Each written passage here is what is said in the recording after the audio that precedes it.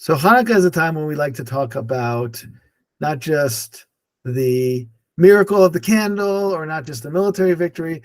There really is a third point of discussion, which is Greek wisdom versus Jewish wisdom. And I love to have this conversation during Hanukkah on campus. Unfortunately, there's no campus right now, so we'll have it online. But you guys are students, so hey, it's still a very worthwhile discussion. And so there's an idea that Greeks versus Jews, it's a different type of relationship than, let's say, Am Yisrael versus Mitzrayim, the Egyptians, and Am Yisrael versus the Persians, right, during the story of Purim. No one ever has a discussion around Purim time of how similar we are to the Persians, right? It's like no one ever really talks about the Persians. We just kind of talk about Haman and do the Gregor. We don't talk about the Persian people or Persian culture per se. Maybe the drinking around Achashverosh, but in general, it's not really part of the discussion. If we do talk about Roman culture, we're really talking about it as a further expression of Greek culture, which is really where it comes from. So, but when we get to Hanukkah, it really becomes from a certain perspective, a cultural war, not just a military battle. And that's because there are a lot of similarities between the Jewish people and also between Greece, to the extent that when we talk about the two, are we talking about the Greeks who are in Greece, or are we talking about the Syrian Greeks, or are we talking about the Hellenistic Jews? There was quite a lot of them, and at least initially before the battle, there was a whole cultural war that was going on before the Gezerot, before the Assyrian Greeks started to kind of put their foot down and make some harsh decrees. There really was this philosophical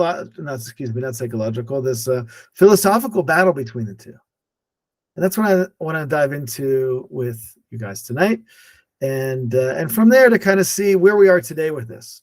Can we understand these paradigms of Israel and Yavan, Greece and Israel in the same way? Spoiler alert, the answer is no. We'll have to rephrase it for today. Okay. Here we go. So I'm sorry I didn't get to translate the moral here, but it's a short piece, so we'll do it quickly. Vitbe'er ki malchut Yavan hu muchan litnaged liYisrael b'meh sheyesh lahem Torah mitzvot Elokim.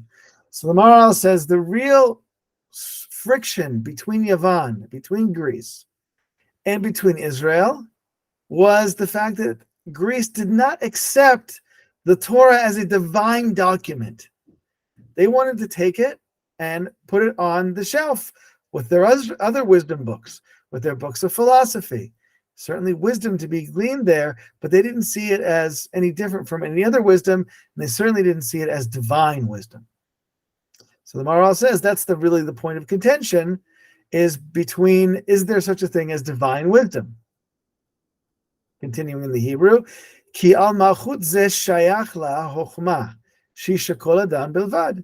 Because the Greeks, they have an understanding of wisdom, but it's wisdom that's generated from the human being. There's no such thing as godly wisdom in the Greek tradition, right? There's philosophy, intellect, a search for wisdom, a love of wisdom, certainly appreciation from that wisdom, even within the Jewish tradition. I look at Rambam, the great appreciator of Aristotle, and others, many others, right? Not just the Rambam. But there was a certain understanding that it was human wisdom, and that's where the wisdom was generated from. Lo asech eloki nivdal, not the separate divine wisdom, like the Jewish tradition says. Asher hiya Torah elokit, which is the godly Torah, she asechel hanivdal eloki legamre, which comes from the divine mind, so to speak, which is separate from the human mind. Right? The human mind, especially if you're into philosophy, is something that has matter to it. It's physical, and therefore it's inferior. But for God, who doesn't have to deal with all these physical borders and boundaries, so God's intellect is much more pure, so to speak. V'chen al Beit HaMikdash, and similarly also with the temple, sheyesh lamal elokit kedusha, and they also had a problem with the temple. This is not something we'll get into too much, but just as a side note, it's important to point out that also the Greeks didn't like the idea of a temple dedicated to a deity that was beyond the physical, right? If the Greek gods are all physical, so to speak, they're all strong people, each with their own kind of physical strength. And they're fighting all the time, right? That's why you get thunder and lightning. They're always fighting. They didn't really like that at all, those Greeks. Okay, so there's an essential difference. So here, just getting started, setting up this dichotomy between Israel and Greece. Israel is divine wisdom, that which comes from above to below, whereas the Greek understanding of wisdom is something that comes from below, I guess, to above, but not above to God, so to speak. Their understanding of God is more of a deist perspective as opposed to theist. God created the world, stepped away. There's no relationship. There's no connection with the Greek conception of God. There's just philosophy and the human mind, and that's the distinction between the two. So that's the dichotomy that the Maharal sets up. That's going to be helpful to us, but really just important to keep in mind that you have on one side divine and the other side human. Nevertheless, the common point between them is the search for wisdom. Okay, now we're going to step into something more modern, which is Rav Shagar. Rav Shagar was the Rosh Hashiva of Yeshivat Siach Yitzchak in Efrat. He passed away, I think, about 10 years or so ago. This is a piece that's translated by my friend Levi Morrow and also with Alan Brill. And really what I want to talk about, and this is taking us in a bit of a different direction, you'll see, which is really Hanukkah and personal religious identity. Okay. So Rav Shagar says, many commentators understand the holiday of Hanukkah as the holiday, which is more than any other, expresses the complex tension between the contact of Torah with wisdom and cultures.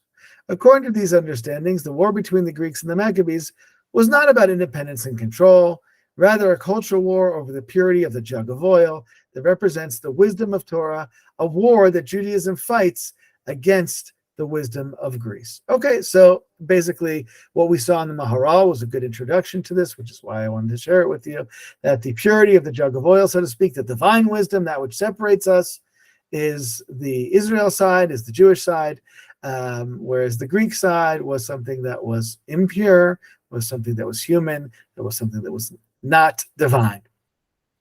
There are other articulations of that as well. I just brought one as far as the Maharal. Okay, Rav Shagar continues. The term external wisdom, chokhmah chitzonit, it's called it's even used in the Mishnah, that term, chokhmah chitzonit. External wisdom was used throughout Jewish history to refer to Greek wisdom. External wisdom is not evil wisdom.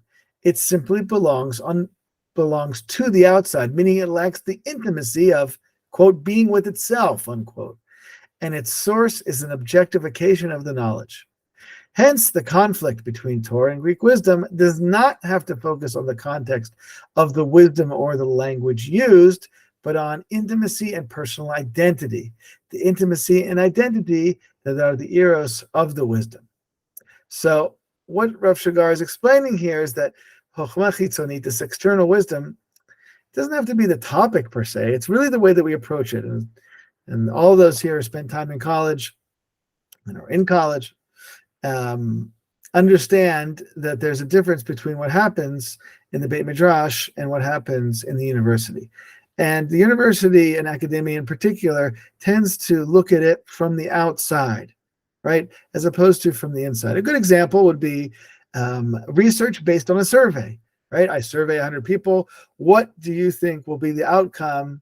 What's going to happen in Gaza after the war is over? So I'll get a survey of 100 different people. I'll ask some religious, ask some secular, ask some Israeli Arabs, just to get a picture. And then I'll take my survey and I'll put all the information together and I'll put it together and I'll write a paper about it and I'll present it at a conference and people will learn about the findings that I found. Okay, so that's an external relationship to it.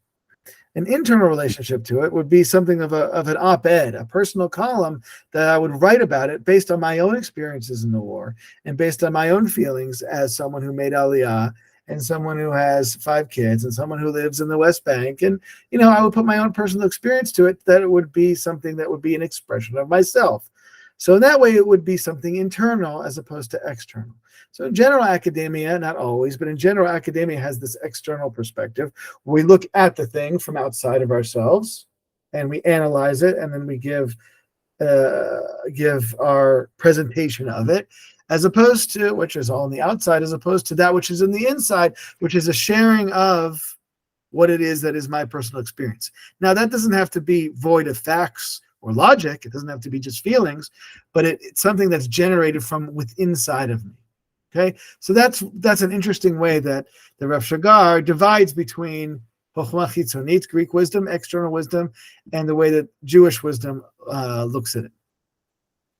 Okay, keep that in mind. For better or worse, says Rav Shagar, we are citizens of multiple cultures, and we live in more than one world of values. We are not able to deny the situation, nor would we deny it if we could. Denying it would be self-denial, leading to deep, radical injury to our religious faith itself. Okay, so as you can see, I did skip a little bit here, but I wanted to get to the following point.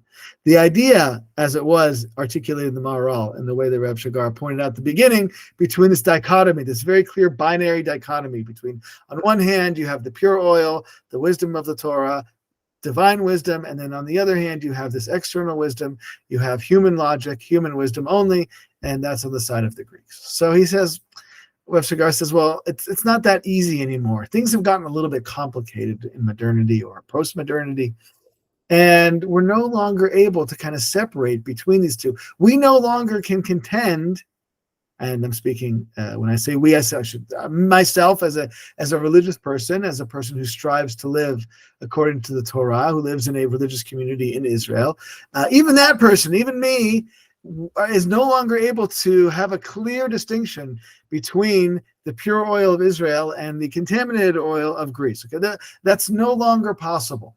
And if it were possible, it would really be denying who I am. Let's see a little bit more.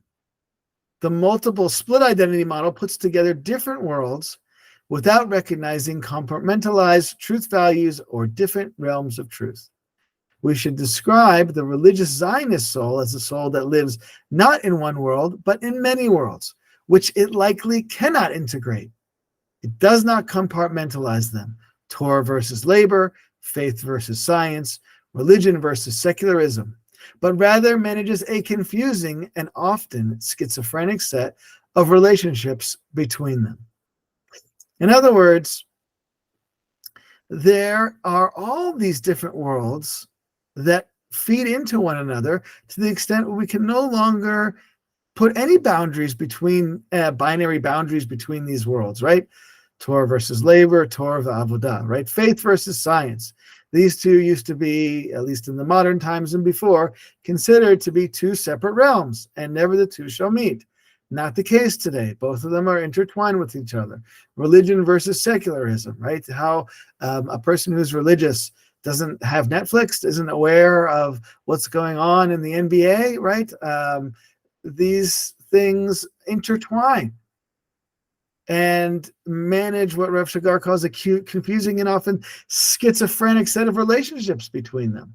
Now, as someone who grew up in a non-religious environment, but a deeply Jewish environment as far as my identity, this really, really speaks to me. I like this also because he's talking about religious Zionism, which is the path that I've chosen for myself and the community that we live in.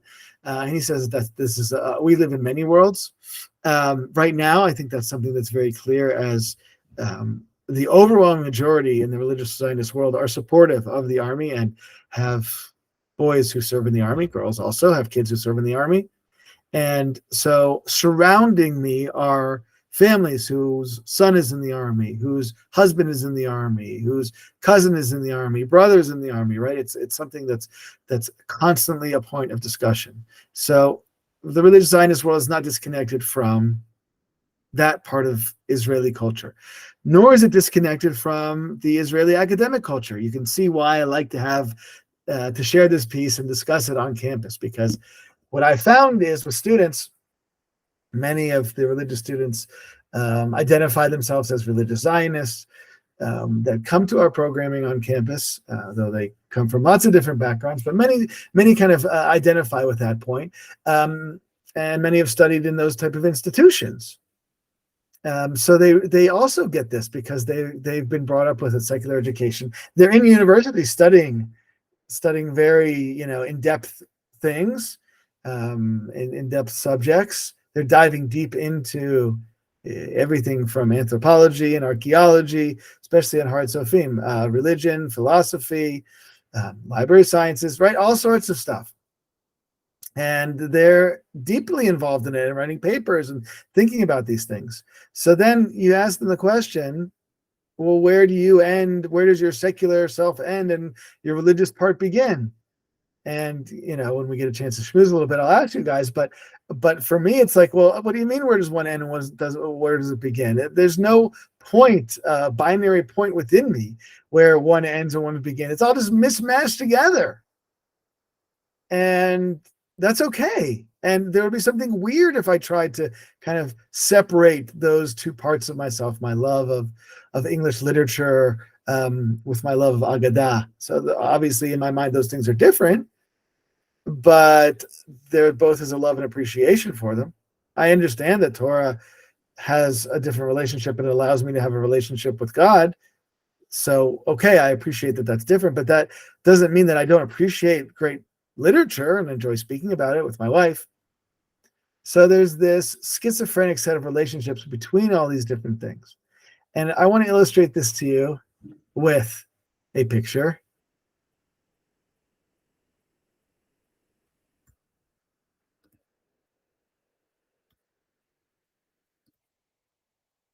Hope we have a few Star Wars fans out there. Okay.